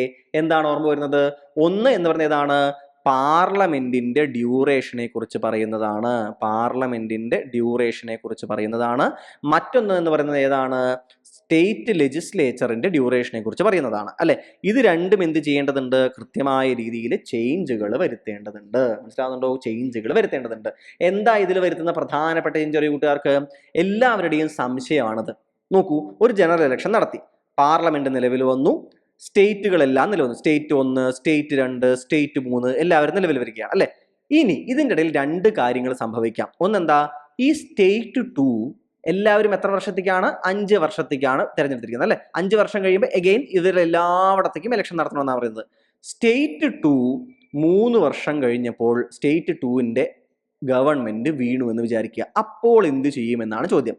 അപ്പൊ എന്താ ഉത്തരം അറിയോ? സ്റ്റേറ്റ് 2ലേക്ക് ഉടനെ ഇലക്ഷൻ നടക്കും. പക്ഷേ സ്റ്റേറ്റ് 2 പിന്നെ എഗെയിൻ 5 വർഷം എന്ത് ചെയ്യില്ല, ഉണ്ടാവില്ല സ്റ്റേറ്റ് 2 ഗവൺമെന്റ്. എത്ര കാലമേ ഉണ്ടാവുള്ളൂ സ്റ്റേറ്റ് ലെജിസ്ലേച്ചർ? 3 വർഷമല്ലേ ഇവർ വർക്ക് ചെയ്തത്, ബാക്കിയുള്ള 2 വർഷമേ പുതിയ ഗവൺമെന്റ് വരികയുള്ളൂ. അപ്പോൾ ഇതിനെതിരെ വിമർശനവും വരുന്നുണ്ട്. പക്ഷേ കാര്യം എന്താ അറിയോ, പറയുന്നത് എന്താ വെച്ചാൽ ഇത് വെറുതെ കുതിരകളി നടത്തിയിട്ട് വെറുതെ ഒരു ഗവൺമെന്റിനെ പിടിച്ച് താഴെ ഇടുന്ന ടെൻഡൻസി കുറയ്ക്കും എന്നാണ് പറയുന്നത്. കാരണം എന്താ, പിന്നെ 5 വർഷത്തേക്ക് ഇപ്പോൾ എന്താ പറയുക, ഈ സ്റ്റേറ്റ് 2 2 പാർട്ടികളെന്നും എയും ബിയും ഉണ്ടെന്ന് വിചാരിക്കും. എ ആണ് ഭരിക്കുന്നത്. എ എന്ത് ചെയ്തു, എയുടെ ഭൂരിപക്ഷം കുറച്ച് MLA-മാരെ ഇങ്ങോട്ട് ചാടിച്ചിട്ട് ബി എന്ന് പറയുന്ന കൂട്ടർ എന്ത് ചെയ്തു, എയെ താഴെ ഇട്ടു. ഈ ബി എന്ന് പറയുന്ന ആളുകൾക്ക് എന്ത് ചെയ്യാം, കൃത്യമായിട്ട് അറിയാം 3 വർഷം കഴിഞ്ഞു, ഇനി 2 വർഷമേ ഇവർക്ക് ഭരിക്കാൻ പറ്റുള്ളൂ അല്ലെ. 2 വർഷത്തിൻ്റെ ഉള്ളിൽ ഇവർക്ക് എന്ത് ചെയ്യാം, വലിയ മാറ്റം ഉണ്ടാക്കാൻ പറ്റിയില്ലെങ്കിൽ ഉടനെ എന്താണ് ജനങ്ങൾ ചോദിക്കും, നിങ്ങളല്ലേ പറഞ്ഞത് ഇവര് മോശമാണെന്ന്, നിങ്ങൾ അതിനേക്കാൾ മോശമാണെന്നല്ലോ എന്ന് പറയും. കാരണം വളരെ കുറച്ച് കാലേ ബാക്കിയുണ്ടെന്നുണ്ടെങ്കിൽ ഇവർക്ക് പ്ലാനുകളൊന്നും നടപ്പിലാക്കാൻ പറ്റില്ല സ്വാഭാവികമായിട്ട്. നേരെ മറിച്ച് 5 വർഷം ഉണ്ടെന്നുണ്ടെങ്കിൽ ഇവർക്ക് എന്താണ്, പതുക്കെ കാര്യങ്ങൾ ചെയ്യാം എന്നൊരു കോൺഫിഡൻസ് ഉണ്ടാകും. അപ്പോൾ 3 വർഷം കഴിഞ്ഞിട്ട് 3.5 വർഷം കഴിഞ്ഞിട്ട് 4 വർഷം കഴിയുമ്പോഴേക്കും എങ്ങനെയെങ്കിലൊക്കെ പിടിച്ച് ഇവരെ താഴെ ഇടാനുള്ള ടെൻഡൻസി പതുക്കെ പതുക്കെ കുറയും. ഓൾസോ ഇപ്പുറത്തേക്ക് ചാടിയിട്ട് മന്ത്രിയായിട്ട് വലിയ കാര്യമില്ല. കാരണം ഇപ്പം ഇവരെ മന്ത്രിയാക്കിയാലും അടുത്ത തവണയാകുമ്പോൾ മന്ത്രിയാക്കുമെന്ന് ഉറപ്പുണ്ടോ? ഇല്ലല്ലോ. ചിലപ്പോൾ എന്താണ്, നിന്നെ ഒരു തവണ മന്ത്രിയാക്കിയില്ല ഇനിയും മന്ത്രിയാക്കാൻ പറ്റില്ലെന്ന് അവർ പറഞ്ഞേക്കാം. അപ്പൊ ഈ പ്രശ്നങ്ങളൊക്കെ വരുമ്പോൾ 2-3 വർഷം കഴിഞ്ഞിട്ട് ഈ മന്ത്രിസഭയെ അല്ലെങ്കിൽ ഗവൺമെന്റിനെ പിടിച്ച് താഴെ ഇറക്കുന്ന രീതി കുറയാൻ സാധ്യതയുണ്ട് എന്ന് എന്ത് ചെയ്യുന്നു, ചിലരൊക്കെ നിരീക്ഷിക്കുന്നുണ്ട്. മനസ്സിലാവുന്നുണ്ടോ? അപ്പോൾ ഏതൊക്കെ ആർട്ടിക്കിളിൽ അപ്പം മാറ്റം വരുത്തി, 83, 172 എന്നീ ആർട്ടിക്കിളുകളിൽ പാർലമെന്റിന്റെ ഡ്യൂറേഷനിലും സ്റ്റേറ്റ് ലെജിസ്ലേച്ചറിന്റെ ഡ്യൂറേഷനിലും ഈ മാറ്റം വരുത്തുകയാണ്. അപ്പോൾ ലോകസഭ എന്താണ് ഡിസോൾവ് ആക്കപ്പെടുകയാണെങ്കിലും സ്റ്റേറ്റ് ലെജിസ്ലേച്ചർ ഡിസോൾവ് ആക്കപ്പെടുകയാണെങ്കിലും ഇപ്പൊ 2025 ഇലക്ഷൻ നടന്നാൽ 2030 അടുത്ത ഇലക്ഷൻ നടന്നിരിക്കും. 2029 ഏതെങ്കിലും ഒരു കൂട്ടർ താഴെ വീണാൽ പോലും അവർ പിന്നെ 2030 വരെ തുടരുകയുള്ളൂ. അത് ലോകസഭയാകട്ടെ സ്റ്റേറ്റ് ലെജിസ്ലേച്ചർ ആകട്ടെ അങ്ങനെ തുടരുകയുള്ളൂ. 2030 അതിർത്ത കംപ്ലീറ്റ് ആയിട്ട് എല്ലാവരെയും ചേർത്തുള്ള ഇലക്ഷൻ നടന്നിരിക്കും. ഇത് 1-2 തവണ നടന്നു കഴിഞ്ഞാൽ ഇടയ്ക്കിടയ്ക്ക് ആളുകളെ ഇങ്ങനെ പിടിച്ച് താഴെ ഇടുന്നത് കുറയും എന്നാണ് എന്ത് ചെയ്യുന്നത്, വിശ്വസിക്കപ്പെടുന്നത്. ഓക്കെ അല്ലേ?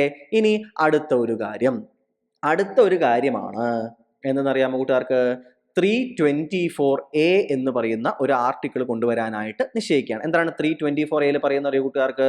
അതായത് 324A 2-3 കാര്യങ്ങളുണ്ട്. അതിലൊരു കാര്യം കൂട്ടുകാരെ മനസ്സിലാക്കുക. അതായത് സൈമൾട്ടേനിയസ് ആയിട്ട് മുനിസിപ്പാലിറ്റികളിലേക്കും പഞ്ചായത്തുകളിലേക്കും കൂടി എന്ത് ചെയ്യേണ്ടതുണ്ട്, ഇലക്ഷൻ നടത്തേണ്ടതുണ്ട്. മനസ്സിലാവുന്നുണ്ടോ?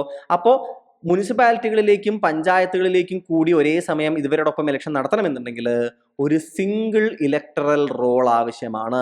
ഇലക്ഷൻ കമ്മീഷൻ ഓഫ് ഇന്ത്യയും സ്റ്റേറ്റ് ഇലക്ഷൻ കമ്മീഷനുകളും ഒന്നിച്ചു ചേർന്ന് എന്ത് ചെയ്യേണ്ടതുണ്ട്, ഒരു ഇലക്ടറൽ റോള് അല്ല എല്ലാം കൂടിയിട്ടുള്ള ഒരു ഇലക്ടറൽ റോള് തയ്യാറാക്കേണ്ടതുണ്ട്. അതിനർത്ഥം ഒന്നും കൂടിയുണ്ട്. എന്താണ്?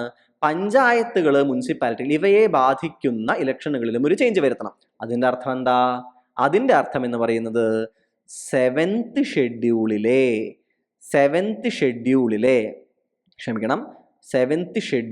വരുന്ന സ്റ്റേറ്റ്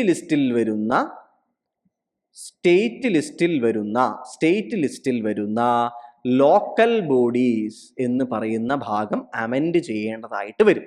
അപ്പോൾ സ്റ്റേറ്റ് ലിസ്റ്റിൽ വരുന്ന ഒരു ഭാഗം അമെൻഡ് ചെയ്യണമെന്നുണ്ടെങ്കിൽ എന്ത് വേണം? Ratification of half of the States, പകുതി സംസ്ഥാനങ്ങൾ കൂടി ഈ ബില്ല് പാസ്സാക്കിയിട്ട് അതിനെ അംഗീകരിച്ചാൽ മാത്രമേ എന്ത് കിട്ടുകയുള്ളൂ, ഈ ബില്ലിന് അംഗീകാരം കിട്ടുകയുള്ളൂ. മനസ്സിലാവുന്നുണ്ടോ? അതായത് പാർലമെന്റ് ഇലക്ഷൻ, സ്റ്റേറ്റ് ലെജിസ്ലേച്ചറിലേക്കുള്ള ഇലക്ഷൻ, ഈ 2 ഇലക്ഷനുകൾ 1, 2 ഈ 2 ഇടങ്ങളിലേക്കുള്ള ഇലക്ഷൻസ് സിമ്പിൾ മെജോറിറ്റിയിൽ എന്ത് ചെയ്യാൻ പറ്റും, പാസ്സാക്കാൻ പറ്റും. മനസ്സിലാവുന്നുണ്ടോ? അത് ആർട്ടിക്കിൾ 368 അടിയിൽ വരുന്നതല്ല. നമ്മളുടെ കോൺസ്റ്റിറ്റ്യൂഷണൽ അമെൻമെന്റുകൾ എന്ന് പറയുന്ന ഒരു ദീർഘമായ ക്ലാസ് നിങ്ങൾക്ക് നമ്മുടെ ചാനലിൽ കാണാൻ പറ്റും. അതിൽ നമ്മൾ പറഞ്ഞിട്ടുണ്ട് സിമ്പിൾ മെജോറിറ്റിയിൽ കോൺസ്റ്റിറ്റ്യൂഷൻ എന്ത് ചെയ്യാൻ പറ്റും, അമെൻഡ് ചെയ്യാൻ പറ്റുന്ന ചില ഭാഗങ്ങളുണ്ട്. അപ്പൊ പാർലമെന്റ് അതുപോലെ തന്നെ എവിടെയാണ് സ്റ്റേറ്റ് ലെജിസ്ലേച്ചേഴ്സ്, ഇവിടേക്കുള്ള ഇലക്ഷൻസ് സിമ്പിൾ മെജോറിറ്റിയിൽ എന്ത് ചെയ്യാൻ പറ്റും, അമെൻഡ് ചെയ്യാൻ പറ്റും. പക്ഷേ ഇവിടെ എന്തുകൂടി വരുന്നുണ്ട്, ലോക്കൽ ബോഡി ഇലക്ഷൻസ് കൂടി വരുന്നുണ്ട്. അതുകൊണ്ട് തന്നെ അത് സ്റ്റേറ്റ് സബ്ജക്റ്റ് ആണ്, സ്റ്റേറ്റ് ലിസ്റ്റിലാണ്. അതിനാൽ തന്നെ ഹാഫ് ഓഫ് ദ സ്റ്റേറ്റ്സിന്റെ റാറ്റിഫിക്കേഷൻ അവിടെ ആവശ്യമായിട്ട് വരും എന്ന കാര്യം കൂട്ടുകാർ കൃത്യമായിട്ട് മനസ്സിലാക്കാനായിട്ട് ശ്രദ്ധിക്കുക. ഓക്കെ ആണല്ലോ? അടുത്ത പോയിന്റും അപ്പോൾ കൃത്യമായിട്ട് മനസ്സിലാക്കിയിട്ടുണ്ടാകുമെന്ന് വിശ്വസിക്കുകയാണ്. ഇനി അടുത്ത ഭാഗത്തേക്ക് പോവുകയാണ് എന്നുണ്ടെങ്കിൽ ആർട്ടിക്കിൾ 325 അപ്പം എന്ത് ചെയ്യും, അത് നിങ്ങൾ ആലോചിക്കണം. ആർട്ടിക്കിൾ 325 എന്താണ്? ഈ സിംഗിൾ ഇലക്ടറൽ റോൾ എന്നതിലേക്ക് എന്ത് ചെയ്യേണ്ടി വരും? തിരുത്തേണ്ടി വരും. മനസ്സിലാവുണ്ടോ? ആർട്ടിക്കിൾ 325 അപ്പോൾ എന്ത് വരും? സ്വാഭാവികമായിട്ടും അമെൻമെന്റ് വരും. മനസ്സിലാവുന്നുണ്ടോ? സിംഗിൾ ഇലക്ട്രൽ റോൾ ആവുമ്പോൾ 325 എന്ത് ചെയ്യുന്നു? അമെൻഡ് ചെയ്യപ്പെടുന്നു. 324 എന്ന് പറഞ്ഞ സ്ഥലത്ത് എന്ത് വരുന്നുണ്ട്? 324 എന്ന് പറഞ്ഞ സ്ഥലത്ത് എന്ത് വരുന്നുണ്ട്? Election commission. അതുപോലെ തന്നെ എന്ത് വരുന്നുണ്ട്? അവരുടെ ഇലക്ഷൻ നടത്തുന്ന രീതികൾ, അല്ലെ, ഇലക്ഷൻസ്, അതെന്ത് ചെയ്യുന്നുണ്ട്? 324 ഉണ്ട്. അതാണ് 324A എന്ന് പറയുന്ന ഭാഗത്ത് എന്താണ് ആ ഒരു മാറ്റം വരുമെന്ന് പറഞ്ഞത്. അപ്പൊ ഈ കാര്യങ്ങൾ എന്ത് ചെയ്യുക? ഒന്നിച്ച് ചേർത്ത് ആലോചിക്കാനായിട്ട് ശ്രദ്ധിക്കുക. ഇനി അടുത്ത ഭാഗത്ത് കമ്മിറ്റി തന്നെ പറഞ്ഞ മറ്റൊരു പ്രധാനപ്പെട്ട പോയിന്റ് എന്ന് പറഞ്ഞ ഏതായിരുന്നു? Constitution of implementation group. അത് ഇത് മുഴുവൻ നടപ്പിലാക്കാൻ വേണ്ടിയിട്ട് എന്ത് ചെയ്യുക? ഒരു ഗ്രൂപ്പിനെ കൃത്യമായിട്ട് അതിന്റെ എക്സ്പേർട്സ് ഒക്കെ ഉള്ള ഒരു ഗ്രൂപ്പിനെ ക്രിയേറ്റ് ചെയ്യുക. എന്നിട്ട് എന്ത് ചെയ്യേണ്ടതായിട്ട് വരും? അവര് എന്ത് ചെയ്യും? ഈ കാര്യങ്ങൾ കൃത്യമായി നടപ്പിലാക്കാനായിട്ട് സാധിക്കും. അതിൽ വേണമെങ്കിൽ എന്ത് ചെയ്യാം? എല്ലാവരും ഉൾപ്പെടുത്താം. എല്ലാ മേഖലകളിൽ നിന്നുള്ള ആളുകൾ ഉൾപ്പെടുത്തി, എല്ലാ പാർട്ടികളിൽ നിന്നുള്ള ആളുകൾ ഉൾപ്പെടുത്തി, ഉദ്യോഗസ്ഥരെ ഉൾപ്പെടുത്തിക്കൊണ്ട് ഒരു സ്പെഷ്യൽ ഇംപ്ലിമെന്റേഷൻ ഗ്രൂപ്പ് എന്ത് ചെയ്യുക? ഉണ്ടാക്കുക എന്നും ഈ കമ്മീഷൻ എന്ത് ചെയ്യുന്നുണ്ട്? പറയുന്നുണ്ട്. മനസ്സിലാവുന്നുണ്ടോ? അതുപോലെ തന്നെ there is a huge logistical need. ഒരുപാട് ആളുകൾ, ഒരുപാട് ഉപകരണങ്ങൾ, സെക്യൂരിറ്റി ഫോഴ്സ്, ഇങ്ങനെ എല്ലാം വരുന്ന വലിയൊരു ആവശ്യമാണ് വരിക. EVMs, VVPATകൾ, അല്ലെ, ഇവയെല്ലാം പ്രൊക്യൂർ ചെയ്യേണ്ടി വരും. സെക്യൂരിറ്റി പേഴ്സണൽസ്, സെക്യൂരിറ്റി ഫോഴ്സസിന്റെ ആവശ്യം വരും. ഉദ്യോഗസ്ഥർ ധാരാളമായിട്ട് ആവശ്യം വരും. ഇവരെല്ലാം എന്ത് ചെയ്യേണ്ടതുണ്ട്? ഇതെല്ലാം നടപ്പിലാക്കാൻ വേണ്ടിയിട്ട് ഒരു സ്പെഷ്യൽ ഇംപ്ലിമെന്റേഷൻ ഗ്രൂപ്പിനെ കൂടി എന്ത് ചെയ്യുക? കൊണ്ടുവരിക എന്നുകൂടി നമ്മളുടെ കമ്മീഷൻ വ്യക്തമായിട്ട് പറയുന്നുണ്ട്. കൃത്യമാണല്ലോ? ഇത്രയും കാര്യങ്ങൾ കൂട്ടുകാർക്ക് മനസ്സിലായിട്ടുണ്ടാകുമെന്ന് വിശ്വസിക്കുകയാണ്. ഇനി അവസാന ഭാഗത്തേക്ക് പോവുകയാണ് എന്നുണ്ടെങ്കിൽ ചാലഞ്ചുകൾ. എന്തെല്ലാമാണ് ഇതുമായി ബന്ധപ്പെട്ട ചാലഞ്ചുകൾ എന്നാണ് പറയുന്നത്? എന്തിനെയെല്ലാമാണ് ഇവിടുത്തെ ആളുകൾ ഈ ഒരു പ്രപ്പോസൽ വരുമ്പോൾ എതിർക്കുന്നത്? ഒന്നാമത്തെ കാര്യം കോൺസ്റ്റിറ്റ്യൂഷണൽ ആൻഡ് ലീഗൽ കോംപ്ലക്സിറ്റീസ് ആണ്. കോൺസ്റ്റിറ്റ്യൂഷണൽ ആയിട്ടുള്ള, ലീഗൽ ആയിട്ടുള്ള കുറേയധികം കോംപ്ലക്സ് ആയിട്ടുള്ള കാര്യങ്ങൾ ഇതിനിടയിൽ കയറി വരുന്നുണ്ട്. അതായത് നമ്മൾ നേരത്തെ പറഞ്ഞ പോലെ തന്നെ ഹാഫ് ഓഫ് ദ സ്റ്റേറ്റ്സിന്റെ റാറ്റിഫിക്കേഷൻ കിട്ടണം, അല്ലെ? ഹാഫ് ഓഫ് ദ സ്റ്റേറ്റ്സിന്റെ റാറ്റിഫിക്കേഷൻ ലഭ്യമാക്കേണ്ടതുണ്ട്. അതുപോലെ തന്നെ എന്ത് ചെയ്യേണ്ടതുണ്ട്? ഒരുപാട് അമെൻമെന്റുകൾ എന്ത് ചെയ്യേണ്ടതുണ്ട്? കൊണ്ടുവരേണ്ടതുണ്ട്. അപ്പൊ ഇത്തരത്തിലുള്ള മാറ്റങ്ങളെല്ലാം കൊണ്ടുവരേണ്ടതായിട്ടുണ്ട്. ഇത് കോൺസ്റ്റിറ്റ്യൂഷണലായിട്ടും ലീഗലായിട്ട് ഇത് ചോദ്യം ചെയ്യപ്പെടുകയും ചെയ്യും തീർച്ചയായിട്ടും. അപ്പൊ ഇത്തരത്തിലുള്ള പ്രശ്നങ്ങൾ എന്തുണ്ട്? ധാരാളമായിട്ട് വരുന്നുണ്ട്. ഒന്നാമത്തെ കാര്യം. ഇനി അടുത്ത ഭാഗത്തേക്ക് പോവുകയാണ് എന്നുണ്ടെങ്കിൽ there is a potential threat to federalism എന്നാണ് പറയുന്നത്. അതായത് ഫെഡറലിസം എന്ന് വെച്ചാൽ എന്താണ്? ഫെഡറലിസം എന്ന് വെച്ച് കഴിഞ്ഞാൽ ഒരു വലിയ രാജ്യമുണ്ട്, അതിൻ്റെ ഉള്ളിൽ പല പല യൂണിറ്റുകളായിട്ട് സംസ്ഥാനങ്ങളുണ്ട് എന്നുണ്ടെങ്കിൽ ഇവയ്ക്ക് ഓരോരുത്തർക്കും എന്തുണ്ട്? അധികാരം ഉണ്ട്, പർട്ടിക്കുലർ ആയിട്ടുള്ള അധികാരങ്ങളുണ്ട്. ഈ അധികാരം ഇവർ കൃത്യമായിട്ട് ചാർത്തുന്നത് എവിടെയാണ്? അവരുടെ ഇലക്ഷനുകളിലൂടെയാണ്. ഇവിടെ ഇലക്ഷൻ നടക്കുന്ന സമയത്ത് എന്ത് ചെയ്യാൻ പറ്റും? ഇവർക്ക് ലോക്കലായിട്ടുള്ള ആവശ്യങ്ങൾ ഉന്നയിച്ചുകൊണ്ട് ഇവിടുത്തെ ആളുകളെ എന്ത് ചെയ്യാൻ പറ്റും? അട്രാക്ട് ചെയ്യുന്നതിനും ആ സംസ്ഥാനത്തിന്റെ ആവശ്യങ്ങൾ മുന്നോട്ട് വെച്ചുകൊണ്ട് അവിടെ ജയിക്കാനും സാധിക്കും, അല്ലെ? അപ്പൊ ഇത് എന്ത് ചെയ്യുകയാണ്?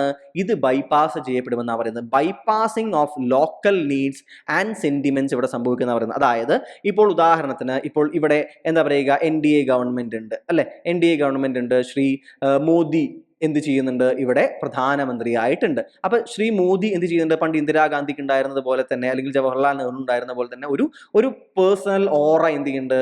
ശ്രീ നരേന്ദ്രമോദിക്കുണ്ട്. അപ്പൊ ഇദ്ദേഹത്തിനെ, ഈ വ്യക്തി എന്ന് പറയുന്ന, ഈ വ്യക്തിയെ എന്താണ് കണ്ടുകൊണ്ട് വോട്ട് ചെയ്യുന്ന ഒരുപാട് ആളുകൾ ഉണ്ടാകും, അല്ലെ? വ്യക്തിപരമായിട്ട് ഇദ്ദേഹത്തെ ഇഷ്ടപ്പെടുന്ന കുറെ പേര് വോട്ട് ചെയ്യും. ഇദ്ദേഹത്തിന്റെ ഡെവലപ്മെന്റൽ പ്രോസസ്സുകൾ ഇഷ്ടപ്പെടുന്ന ആളുകൾ എന്ത് ചെയ്യും? ഇപ്പോൾ നിലവിൽ ഇദ്ദേഹത്തിന് വോട്ട് ചെയ്യുന്നതാണ് നല്ലത്. ചില ആളുകൾ ചെയ്യാം, അല്ലെ? ഇപ്പൊ കേരളത്തിൽ എന്താ പറയുക? ശ്രീ പിണറായി വിജയന് തുടർ ഭരണം കിട്ടി, അല്ലെ? അപ്പൊ പിണറായി വിജയൻ കോവിഡിന്റെ സമയത്ത് എന്ത് ചെയ്യും? ശക്തമായ നടപടികൾ എടുത്തിട്ടുണ്ടായിരുന്നു. അതുകൊണ്ട് സ്ട്രോങ് ആയിട്ടുള്ള ഒരു മുഖ്യമന്ത്രി വേണമെന്ന് പറഞ്ഞിട്ട് എന്ത് ചെയ്യുന്നു? കുറെ ആളുകൾ എന്ത് ചെയ്തു? പിണറായി വിജയനെ വോട്ട് ചെയ്തിട്ട് 99 സീറ്റ് എന്താണ് LDF കിട്ടിക്കൊണ്ട് അവർ വീണ്ടും ഭരണത്തിൽ വന്നിട്ടുണ്ടായിരുന്നു, അല്ലെ? അപ്പൊ ഈ രീതിയിൽ, ഇതേ രീതി നാഷണൽ ലെവലിൽ നോക്കുകയാണെന്നുണ്ടെങ്കിൽ ഇലക്ഷൻ നടക്കുന്ന സമയത്ത് അപ്പോൾ ഈ ഒരു വേവ് എന്ത് ചെയ്യാം? എല്ലാവിടെയും ഉണ്ടാകുമോ? ലോക്കലായിട്ടുള്ള എന്താ പറയുക കാര്യങ്ങൾ എന്താ പറയുക പരിഗണിക്കാതെ മൊത്തത്തിൽ എന്താണ് ഇലക്ഷൻ ഹൈജാക്ക് ചെയ്യാനായിട്ട് സാധിക്കുമോ? ഇത് ഫെഡറലിസത്തിനെ തകർക്കുമോ, തളർത്തുമോ എന്ന രീതിയിലുള്ള ഒരു ത്രെട്ട് എന്ത് ചെയ്യുന്നുണ്ട്? ആളുകൾ പറയുകയാണ്. അപ്പൊ ലോക്കലായിട്ടുള്ള നീഡുകൾ, ലോക്കലായിട്ടുള്ള സെന്റിമെന്റുകൾ ചർച്ച ചെയ്യപ്പെടാതിരിക്കുകയും നാഷണൽ ലെവലിൽ, നേരത്തെ ഞാൻ ഒരിക്കലും പറഞ്ഞത് നേരെ നെഗറ്റീവ് വശം, മനസ്സിലാവുന്നുണ്ടോ? ഏതെങ്കിലും മതപരമായിട്ടുള്ള ഒരു പർട്ടിക്കുലർ കാര്യം, അല്ലെങ്കിൽ ഏതെങ്കിലും ഒരു ഫാമിലി റിലേറ്റഡ് ആയിട്ടുള്ള ഒരു വികാരം മാത്രം, അത്തരത്തിൽ, മനസ്സിലാവുന്നുണ്ടോ? അതിപ്പോൾ ഏത് പാർട്ടിയാണോ അതിനനുസരിച്ചുള്ള ഒരു വികാരം മാത്രം ചർച്ച ചെയ്യപ്പെടുകയും ബാക്കി ലോക്കൽ നീഡുകൾ, സെന്റിമെന്റ്സ് ഒക്കെ ബൈപ്പാസ് ചെയ്യപ്പെടുകയും ചെയ്യുമോ എന്ന് എന്ത് ചെയ്യുകയാണ്? ഇവർ ചാലഞ്ച് ചെയ്യപ്പെടുന്ന ആളുകൾ പറയുകയാണ്. അത് ഫെഡറലിസത്തിന് ഏൽക്കുന്ന വലിയ ആഘാതമായിരിക്കുമെന്ന് ഇവർ പറയുകയാണ്. അതുപോലെ തന്നെ റീജിയണൽ പാർട്ടികളെ ഇത് ബാധിക്കുമോ? ഇപ്പോൾ ദ്രാവിഡ മുന്നേറ്റ കഴകത്തിനെ പോലെ, ആപ്പിനെ പോലെ ഒക്കെയുള്ള, NCPയെ പോലെ, തൃണമൂൽ കോൺഗ്രസിനെ പോലെ, BSPയെ പോലെയൊക്കെയുള്ള പാർട്ടികൾ, ലോക്കൽ പാർട്ടികളായിട്ടുള്ള, ലോക്കൽ എന്ന് വെച്ചാൽ ഉദ്ദേശിക്കുന്നത് ലോക്കലൈസ്ഡ് ആയിട്ടുള്ള പാർട്ടികളുണ്ട്.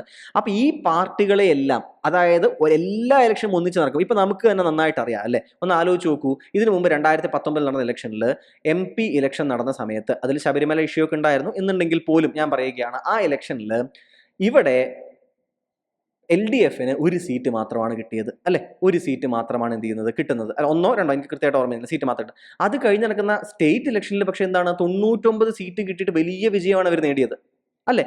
അപ്പോൾ പാർലമെന്ററി ഇലക്ഷനിലും സ്റ്റേറ്റ് ഇലക്ഷനിലും ആളുകൾ വോട്ട് ചെയ്യുമ്പോൾ കൺസിഡർ ചെയ്യുന്ന വികാരങ്ങൾ രണ്ടും രണ്ടാണെന്ന് നമുക്ക് മനസ്സിലാവുന്നുണ്ട്. ഇനി ഇതെല്ലാം കൂടി ഒരൊറ്റ ഇലക്ഷൻ നടത്തിയാൽ അവിടെ ചില ആളുകൾക്ക് ചിലത് നഷ്ടപ്പെടും, ചില ആളുകൾക്ക് ചിലത് ലാഭമുണ്ടാകാം, ഈ പല രീതിയിലേക്ക് കാര്യങ്ങൾ മാറാം. അപ്പൊ ഇതിനെ എന്ത് ചെയ്യുന്നുണ്ട്, എല്ലാവരും ഭയപ്പെടുന്നുണ്ട്, പല റീജിയണൽ പാർട്ടീസ് പ്രത്യേകിച്ച് ഭയപ്പെടുന്നുണ്ട്. മനസ്സിലാവുന്നുണ്ടോ കൂട്ടുകാർക്ക്? ഇതാണ് എന്ത് ചെയ്യുന്നത് മറ്റൊരു കാരണമായിട്ട് നമുക്ക് കാണാനായിട്ട് സാധിക്കുന്നത്. മറ്റൊന്ന് ലോജിസ്റ്റിക്കൽ ആൻഡ് ഓപ്പറേഷണൽ ചലഞ്ചുകളാണ്. ഇന്ത്യയുടെ ഇലക്ഷൻ നടത്തി കഴിഞ്ഞാൽ നിങ്ങൾ എല്ലാവരും ശ്രദ്ധിച്ചറിയും, ഇന്ത്യൻ ഇലക്ഷൻസ് കംപ്ലീറ്റ് ചെയ്ത് കഴിഞ്ഞാൽ ഉടനെ USA മുതൽ ഇങ്ങോട്ടുള്ള എല്ലാ രാജ്യങ്ങളും ഇന്ത്യയെ വിളിച്ച് അഭിനന്ദിക്കും. ഇലക്ഷൻ കമ്മീഷനെ, ഇവിടുത്തെ ഗവൺമെന്റിനെ, ജനങ്ങളെയൊക്കെ അഭിനന്ദിക്കും. കാരണം എന്താ അറിയോ, 140 കോടി ജനങ്ങൾ വസിക്കുന്നിടങ്ങളിൽ അതിലെ എത്രയോ % ആളുകൾ എന്ത് ചെയ്യുന്ന വോട്ട് ചെയ്യുന്ന ഒരു വലിയ എന്താ പറയുക ഒരു മാമാങ്കമാണ് ഇവിടെ നടക്കുന്നത്. അപ്പൊ ഇത്രയും വലിയ ഒരു ഇലക്ഷൻ പ്രശ്നങ്ങളില്ലാതെ നടത്തിയെടുക്കുക എന്ന് പറയുന്നത് ഇറ്റ്സ് എ മാമത്ത് ടാസ്ക്. അത്രയും വലിയൊരു ടാസ്ക് നടത്തുന്നത് ഇവിടുത്തെ ലോകത്തിന് മൊത്തം ജനാധിപത്യം എന്ന് പറയുന്ന ഒരു ആശയത്തിന് നൽകുന്ന വലിയൊരു എന്താണ് ഒരു പുഷാണത്. മനസ്സിലാവുന്നുണ്ടോ? കൂടാതെ ചെറിയൊരു കാര്യമല്ല ഇന്ത്യയുടെ ഇലക്ഷൻ എന്ന് വെച്ച് കഴിഞ്ഞാൽ. ഇന്ത്യയുടെ ഇലക്ഷൻ എന്ന് പറയുന്നത് ലോകം മുഴുവൻ ഉറ്റുനോക്കുകയാണ്. ജനാധിപത്യപരമായി നിലനിൽക്കുന്ന ഇത്രയധികം ജനങ്ങളുള്ള, ഇപ്പോഴും കംപ്ലീറ്റ്ലി ഡെവലപ്ഡ് ആകാത്തൊരു നേഷൻ എങ്ങനെ മുന്നോട്ട് പോകുന്നു, ജനാധിപത്യത്തിൽ അടിയുറച്ച് വിശ്വസിച്ചുകൊണ്ട് മുന്നോട്ട് പോകുന്നു എന്നുള്ളത് ഒരുപാട് ലോകത്തിലെ രാജ്യങ്ങൾക്ക് വളരെ ഇമ്പോർട്ടൻ്റ് ആണ്. മനസ്സിലാകുന്നുണ്ടോ? അതുകൊണ്ട് തന്നെ ഇത്ര വലിയൊരു ഇലക്ഷൻ പല ഫേസുകളായി നടത്തിയിട്ട് തന്നെ എന്താണ് പ്രശ്നങ്ങൾ ഉണ്ടാകുമ്പോൾ ഇതെല്ലാം കൂടി സംസ്ഥാനങ്ങളിൽ ഇലക്ഷൻ കൂടി ഒന്നിച്ചുകൊണ്ട് ലോജിസ്റ്റിക്കൽ ആൻഡ് ഓപ്പറേഷണൽ ആയിട്ടുള്ള കാര്യങ്ങൾ ഒന്നിച്ച് നടത്താൻ കഴിയുമോ എന്നൊരു ഭയം എന്തുണ്ട് ആളുകൾക്കുണ്ട്. അതുപോലെ തന്നെ റെഡ്യൂസ്ഡ് അക്കൗണ്ടബിലിറ്റി. നോക്കൂ, അതായത് ഒരൊറ്റ ഇലക്ഷൻ നടന്ന് പിന്നെ അടുത്ത ഇലക്ഷൻ വരെ, അതായത് MP ഇലക്ഷൻ നടക്കുന്നു, അത് കഴിഞ്ഞൊരു 3 വർഷം കഴിഞ്ഞ് MLA ഇലക്ഷൻ നടക്കുന്നു, 1 വർഷം കഴിഞ്ഞിട്ട് പഞ്ചായത്ത് ഇലക്ഷൻ നടക്കുന്നു, ഇങ്ങനെയൊക്കെയാണെന്ന് വിചാരിക്കൂ. അപ്പോൾ എപ്പോഴും പാർട്ടികൾ കണ്ടിന്യൂസ്ലി എന്താണ് ജനങ്ങളോട് അക്കൗണ്ടബിലിറ്റി എന്താണ് പുലർത്തിക്കൊണ്ടേയിരിക്കണം. അതായത് ഒരൊറ്റ ഇലക്ഷൻ, ഇതിന് പകരം ഒരു ഇലക്ഷൻ കഴിഞ്ഞു, അത് കഴിഞ്ഞിട്ട് പിന്നെ 5 വർഷം കഴിഞ്ഞിട്ട് പിന്നെ ഇവർക്ക് വരേണ്ടതുണ്ടെങ്കിൽ ഇതിനിടയിൽ ആളുകൾ അവർ രാഷ്ട്രീയ പാർട്ടികൾ ഒന്ന് റിലാക്സ് ചെയ്യും അല്ലേ, നമുക്ക് നോക്കാം 5 വർഷം കഴിഞ്ഞിട്ടല്ലേ എന്നൊരു മൂഡിലേക്ക് പോകുമോ എന്നൊരു ഭയമുണ്ട്. MP ഇലക്ഷൻ കഴിഞ്ഞ് കുറച്ച് കഴിഞ്ഞാൽ MLA ഇലക്ഷൻ വരും, അത് കഴിഞ്ഞാൽ പഞ്ചായത്ത് ഇലക്ഷൻ വരും എന്നൊരു ബോധ്യമുള്ളപ്പോൾ സ്ഥിരമായി പാർട്ടികൾ എന്തായിരിക്കും അക്കൗണ്ടബിൾ ആയിട്ട് തന്നെ തുടരുമെന്നാണ് നിരീക്ഷകർ പറയുന്നത്. ലാക്ക് ഓഫ് കൺസെൻസസ്, എല്ലാ പാർട്ടികളുടെയും കൂടിയിട്ടുള്ള കൺസെൻസസ് ഒരിക്കലും ലഭിക്കുകയില്ല. ഇത് ഭൂരിപക്ഷം എങ്ങനെയെങ്കിലും കടന്നിട്ടത് പാസ്സായാലും മിക്കവാറും പാർട്ടികളും എന്താ പറയുക, അതായത് ആ പാർട്ടികളിൽ വിശ്വസിക്കുന്ന ജനങ്ങളും ഇതിനെതിരായിരിക്കുമെന്നാണ് മറ്റൊരു കാര്യം പറയുന്നത്. ഓൾസോ പ്രധാനമായിട്ട് എന്താ പറയുന്നത്, 5 വർഷത്തിന്റെ സ്റ്റെബിലിറ്റി ഗവൺമെന്റുകൾക്ക് ലഭിക്കുമെന്നതാണ് വാഗ്ദാനം അല്ലെ. ഇതിനിടയിൽ വേറെ ഇലക്ഷൻ നടത്തണ്ട, ഫുൾ ടൈം എന്താണ് ഡെവലപ്മെന്റ് എന്ന് പറയുന്ന കാര്യം മാത്രം നോക്കാം. അതായത് എപ്പോഴും ഇടയ്ക്കിടയ്ക്ക് എന്ത് ചെയ്യേണ്ട ആവശ്യമില്ല, ജനങ്ങളുടെ ലോക്കൽ ആയിട്ടുള്ള കാര്യങ്ങൾ, അതായത് ചിലപ്പോൾ ഇവിടെ എന്തായിരിക്കും ഒരു കാസ്റ്റിന് ഒരു ഇഷ്യൂ വന്നു, ഏതെങ്കിലും ഒരു കാസ്റ്റിന്റെ ആൾക്കാർ വലിയ പ്രശ്നം ഉണ്ടാക്കുകയാണ്, അപ്പോൾ ഡെവലപ്മെന്റ് മുഴുവൻ വിട്ടിട്ട് ഇവരുടെ കാര്യം തീർക്കാൻ വരേണ്ടി വരും. പക്ഷെ ഒരു ഇലക്ഷൻ കഴിഞ്ഞ് 5 വർഷം കഴിഞ്ഞിട്ട് അടുത്ത ഇലക്ഷൻ ഉള്ളൂ എന്നുണ്ടെങ്കിൽ എന്ത് ചെയ്യാൻ പറ്റും, ഡെവലപ്മെന്റിൽ മാത്രം ആത്മാർത്ഥതയോടുകൂടി പ്രവർത്തിക്കുന്ന ഒരു ഗവൺമെന്റ് ആണെങ്കിൽ ഡെവലപ്മെന്റിൽ മാത്രം കോൺസെൻട്രേറ്റ് ചെയ്യാം, അനാവശ്യമായ വിവാദങ്ങളിലേക്ക് എന്ത് ചെയ്യാം കടക്കാതെ അവർക്ക് ഒഴിഞ്ഞു മാറാനായിട്ട് സാധിക്കും. മനസ്സിലാവുന്നുണ്ടോ കൂട്ടുകാർക്ക് കൃത്യമായിട്ട്? അപ്പോൾ ഈ കാര്യങ്ങൾ എന്ത് ചെയ്യുക, കൃത്യമായിട്ട് നടപ്പിലാക്കിയാൽ സ്റ്റെബിലിറ്റി കിട്ടും. പക്ഷേ stability which is the actual goal is still not assured. പക്ഷെ എന്ത് ചെയ്യാം, ഒരു ഗവൺമെന്റ് വീഴാം അല്ലേ, അവിടുത്തെ ആളുകൾ എന്താണ് ഇതിനൊന്നുമല്ല പ്രാമുഖ്യം കൊടുക്കുന്നു എന്നുണ്ടെങ്കിൽ ആ ഗവൺമെന്റ് വീഴാം, അവിടെ അടുത്ത ഇലക്ഷൻ നടക്കാം അല്ലെ. ഇടയ്ക്ക് വെച്ചിട്ട് ഇലക്ഷൻ നടക്കില്ല എന്ന് ഒരു ഉത്തരവ്, അതായത് 4 വർഷം 5 വർഷമുണ്ട് മൊത്തത്തിൽ അല്ലെ, 4 വർഷം കഴിഞ്ഞാലും എന്ത് ചെയ്യാം, വേണമെങ്കിൽ ഒരു കൂട്ടർക്ക് ഒരു ഗവൺമെന്റിനെ വീഴ്ത്താം, ബാക്കിയുള്ള 1 വർഷം ഞങ്ങൾ ഭരിക്കുന്നില്ല, അത് മതി, 1 വർഷം ഞങ്ങൾക്ക് ഭരിക്കണം മതി, അത് മതി എന്ന് വിചാരിച്ചാൽ അവരെന്ത് ചെയ്യും, ഭരിക്കും വേണമെങ്കിൽ അല്ലെ. അപ്പോൾ ഈ രീതിയിൽ എന്ത് സംഭവിക്കാം, ഈ രീതിയിൽ സ്റ്റെബിലിറ്റി എന്ന് പറയുന്നത് ചോദ്യചിഹ്നമായിട്ട് തന്നെ വേണമെങ്കിൽ തുടരാം എന്ന കാര്യം കൂടി കൂട്ടുകാർ ആലോചിക്കുക. അപ്പോൾ ഈ പറയുന്ന രീതിയിലുള്ള ചാലഞ്ചുകളും എന്തിനുണ്ട്, ഈ ഒരു പെർട്ടിക്കുലർ പ്രപ്പോസലിന് കൃത്യമാണല്ലോ. സോ ഇൻ ഷോർട്ട് നമ്മൾ ചർച്ച ചെയ്യുകയാണ് എന്നുണ്ടെങ്കിൽ 129ാമത്തെ കോൺസ്റ്റിറ്റ്യൂഷണൽ അമെൻമെന്റ് ബില്ല് ലോകസഭയിൽ അവതരിപ്പിക്കപ്പെട്ടിരിക്കുന്നു. ഇതിനോടൊപ്പം തന്നെ മറ്റൊരു ബില്ല് കൂടി വന്നിട്ടുണ്ട്. മറ്റൊരു ബില്ല് കൂടി ഏതാണ്? അത് യൂണിയൻ ടെറിട്ടറീസ്. ഏതാണ്? യൂണിയൻ ടെറിട്ടറീസ് ലോസ് അമെൻമെന്റ് ബില്ലാണ്. യൂണിയൻ ടെറിട്ടറീസ് ലോസ് അമെൻമെന്റ് ബില്ല് കൂടി അവതരിപ്പിക്കപ്പെട്ടിട്ടുണ്ട് ഇതിനോടൊപ്പം. കാരണം യൂണിയൻ ടെറിട്ടറീസ് ലെജിസ്ലേച്ചേഴ്സ് അല്ല, ക്ഷമിക്കണം, യൂണിയൻ ടെറിട്ടറീസ് ഉണ്ടല്ലോ, അവരുടെ കൂടി മാറ്റം വരുത്തണമല്ലോ. ഇതും കൂടി, ഇത് രണ്ടും, ഇതൊന്ന്, ഇത് രണ്ടും കൂടിയിട്ടാണ് അവതരിപ്പിക്കപ്പെട്ടിരിക്കുന്നത്. ഓക്കെ, ഇത് മാത്രമല്ല ഇതും കൂടി ഉണ്ടെന്ന് പ്രത്യേകം ആലോചിക്കാം. ഈ രണ്ട് ബില്ലുകൾ അവതരിപ്പിക്കപ്പെട്ടിട്ടുണ്ട്. ഈ ബില്ലുകൾ എന്ത് ചെയ്തിട്ടുണ്ട്? നമ്മുടെ ലോക്സഭയുടെ സ്പീക്കർ എങ്ങോട്ട് മാറ്റിയിട്ടുണ്ട്? ലോക്സഭയുടെ സ്പീക്കർ ആർക്ക് കൊടുത്തിട്ടുണ്ട്? ഒരു ജോയിന്റ് പാർലമെന്ററി കമ്മിറ്റി, 39 പേരടങ്ങുന്ന, എന്താണ് ജോയിന്റ് പാർലമെന്ററി കമ്മിറ്റി? ലോക്സഭാ അംഗങ്ങളും രാജ്യസഭാ അംഗങ്ങളും അടങ്ങുന്ന ഒരു ജോയിന്റ് പാർലമെന്ററി കമ്മിറ്റി, 39 അംഗങ്ങൾ അടങ്ങുന്ന ഒരു കമ്മിറ്റിക്ക് ഈ ബില്ല് കൊടുത്തിട്ടുണ്ട്. ഈ കമ്മിറ്റി ഇതിനെക്കുറിച്ച് പഠിക്കും, ഇവരെല്ലാവരും ഇതിനെക്കുറിച്ചുള്ള അഭിപ്രായങ്ങൾ പറയും, അതിനുശേഷമായിരിക്കും ഫൈനലായിട്ട് ഡിസിഷൻ എടുക്കുക.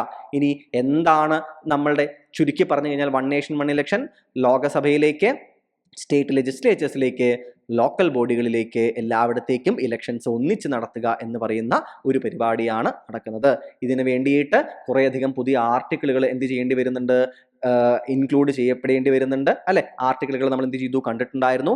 82A കുറിച്ച് നമ്മൾ സംസാരിച്ചു, 83 കുറിച്ച് നമ്മൾ സംസാരിച്ചു, 172 കുറിച്ച് നമ്മൾ എന്ത് ചെയ്തു? നമ്മൾ സംസാരിച്ചു. അതുപോലെ തന്നെ 324A കുറിച്ച് നമ്മൾ 324A കുറിച്ച് സംസാരിച്ചു. 325 കുറിച്ച് നമ്മൾ എന്ത് ചെയ്യുകയുണ്ടായി? നമ്മൾ സംസാരിക്കുകയുണ്ടായി. ഈ ആർട്ടിക്കിളുകളെല്ലാം എന്ത് ചെയ്യേണ്ടതുണ്ട്? അതിൻ്റെതായിട്ടുള്ള ചേഞ്ചുകൾ വരുത്തേണ്ടതായിട്ട് നമുക്ക് വരും. ഇനി റീസെന്റ് ആയിട്ട്, ഇനി ഇത് മാത്രമാണോ? ഇതിന് പുറമേയും ആർട്ടിക്കിളുകൾ വരാം കേട്ടോ. 85 വേണമെങ്കിൽ മാറ്റം വരാം. വളരെ പ്രധാനപ്പെട്ട ഒന്ന് 356 അല്ലെ. 356 എന്താണ്? സ്റ്റേറ്റ് ഗവൺമെന്റുകളെ പിരിച്ചുവിടലുണ്ട് അല്ലെ, അടിയന്തരാവസ്ഥ, അതിൽ പ്രസിഡൻസ് റൂൾ, അതിൽ മാറ്റങ്ങൾ വരാം. അപ്പോൾ ഇതിന്റെ ഫൈനൽ രൂപത്തിലേക്ക് എത്തുന്ന സമയത്തെ നമുക്ക് എന്ത് ചെയ്യാൻ പറ്റുള്ളൂ? നമുക്ക് കൃത്യമായിട്ട് എങ്ങനെയൊക്കെയാണ് ഇത് അവസാനം വന്ന് ചേരുക എന്ന് നമുക്ക് പറയാനായിട്ട് സാധിക്കുകയുള്ളൂ എന്നുകൂടി കൂട്ടുകാർ കൃത്യമായിട്ട് ആലോചിക്കാനായിട്ട് ശ്രദ്ധിക്കുക. ഓക്കെ ആണല്ലോ? സംശയങ്ങളില്ലല്ലോ? ഇനി ഈ അടുത്ത് തന്നെ നമുക്ക് എന്ത് ചെയ്യാൻ പറ്റുന്നുണ്ട്? ചില ഉദാഹരണങ്ങളുണ്ട്. ഇപ്പോൾ 2019 സമയത്ത് എന്ത് ചെയ്യുകയാണ്? ഇന്തോനേഷ്യയിൽ എന്ത് ചെയ്യുന്നുണ്ട്? ഇതേപോലെ ഒരു വൺ നേഷൻ വൺ ഇലക്ഷൻ എന്ന് പറയുന്ന ഒരു രീതി എന്ത് ചെയ്യുകയാണ്? അവര് നടപ്പിലാക്കി. അവിടുത്തെ പ്രസിഡന്റ്, വൈസ് പ്രസിഡന്റ്, നമ്മളുടെ പാർലമെന്ററി ഇലക്ഷൻ, റീജിയണൽ, അതായത് നമ്മളുടെ സ്റ്റേറ്റുകൾ പോലെ അവിടുത്തെ റീജിയണൽ അസംബ്ലീസ്, ഇങ്ങനെ എല്ലാവരുടെയും, ഇവൻ മുനിസിപ്പാലിറ്റീസ് വരെ, മുനിസിപ്പൽ വരെ, മനസ്സിലാവുന്നുണ്ടോ? President, vice president, parliament, regional assemblies, മുനിസിപ്പാലിറ്റികൾ എല്ലാവിടേക്കും ഒന്നിച്ച് ചേർത്തിട്ട് 2019 മുതൽ ഇന്തോനേഷ്യയിൽ ഒരു വൺ നേഷൻ വൺ ഇലക്ഷൻ എന്ന് പറയുന്ന ഒരു രീതി തുടരുന്നുണ്ട്. സൗത്ത് ആഫ്രിക്ക നോക്കുകയാണെങ്കിൽ, സ്വീഡൻ നോക്കുകയാണെങ്കിൽ പലയിടങ്ങളിലും ഇതിന് പറ്റിയിട്ടുള്ള ഉദാഹരണങ്ങൾ നമുക്ക് കാണാനും സാധിക്കുന്നുണ്ട്. സോ ഇൻ ഷോർട്ട് ഇത്രയും കാര്യങ്ങൾ കൂട്ടുകാർ കൃത്യമായിട്ട് ഓർത്ത് വെക്കുക. അപ്പോൾ നിങ്ങൾക്ക് ഈ ക്ലാസ് ഉപകാരപ്പെട്ടിട്ടുണ്ടാകും എന്ന് വിചാരിക്കുന്നു. കൃത്യമായിട്ട് വൺ നേഷൻ വൺ ഇലക്ഷൻ എന്ന് പറയുന്ന കൺസെപ്റ്റ് എന്താണ് എന്ന് മനസ്സിലാക്കാനും പഠിക്കാനും ശ്രമിക്കുക. Thank you everyone.